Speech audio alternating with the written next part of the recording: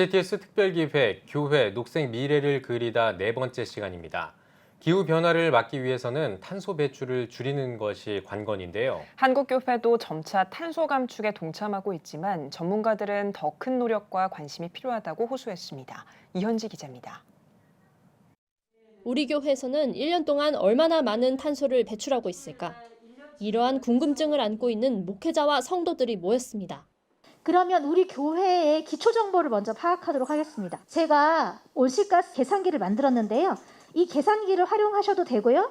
아니면 이 뒤에 있는 계산 방법으로 계산을 하셔도 됩니다. 먼저 전기와 가스 사용량이 얼마인지 알아야 합니다. 전기와 가스를 생산할 때 화석연료를 태워야 하는데 이때 대량의 온실가스가 발생하기 때문입니다. 사용한 전기와 가스값을 계산기에 넣으면 에너지를 만들면서 발생한 온실가스 수치를 알 수 있습니다. 일회용품과 음식물 같은 각종 쓰레기 배출량도 더해야 합니다. 쓰레기가 분해될 때 탄소와 같은 온실가스가 발생하기 때문입니다. 이 밖에도 교회에서 운용하는 자동차 숫자 등을 합하면 1년 동안 교회가 만들어내는 탄소의 양을 대략 파악할 수 있습니다.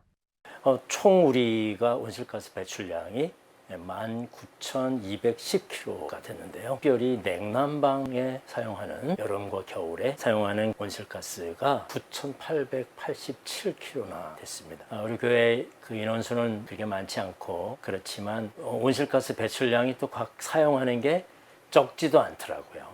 강 목사는 이전부터 환경보호 활동을 펼쳐왔지만 구체적으로 탄소 배출량을 계산해 본 건 이번이 처음입니다. 결과를 가지고 앞으로 어떻게 탄소 배출을 줄여나갈지 목표도 세웁니다. 이게 수치가 이렇게 나오니까 우리의 이 머릿속에 확 정리가 되더라고요. 이거 얼만큼 써야 되겠고 얼만큼 절약해야 되겠다. 좀 더 허리띠를 졸라매야 되겠다라는 생각을 가지게 되었죠. 기후변화, 지구온난화 등 이상기후 현상의 주범인 온실가스.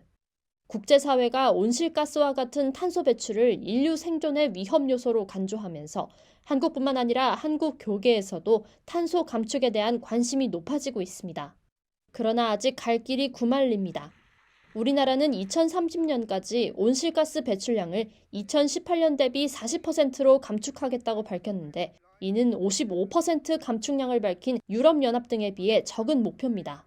문제는 이뿐만이 아닙니다.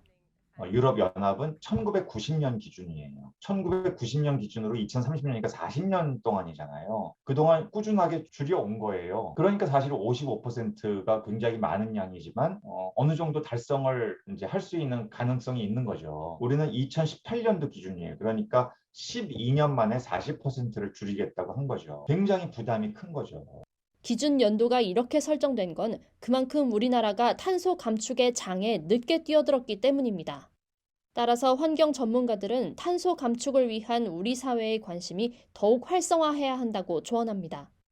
이를 위해 한국교회 성도들도 앞장서야 한다고 강조합니다. 불 끄고 대기 전력 아끼고 화장실에 물 아끼고 하는 걸로는 탄소 중립을 할 수 없습니다. 변화를 만들어내려면 구성원들이 반드시 여기에 공감하고 동의를 해야 투자를 할 수 있게 되고 실천할 거리들을 만들 수 있게 되거든요. 그렇기 때문에 기후위기에 대해서 구성원들이 공감하게 하는 거 굉장히 중요하고요. 합심해서 노력을 해야만 성공 가능성이 높아지는 그런 거대한 환경 문제이기 때문에 저는 한국교회가 마땅히 이런 역할을 해야 된다고 생각하고 모범적인 모습을 한국교회가 좀 보였어야 하지 않나.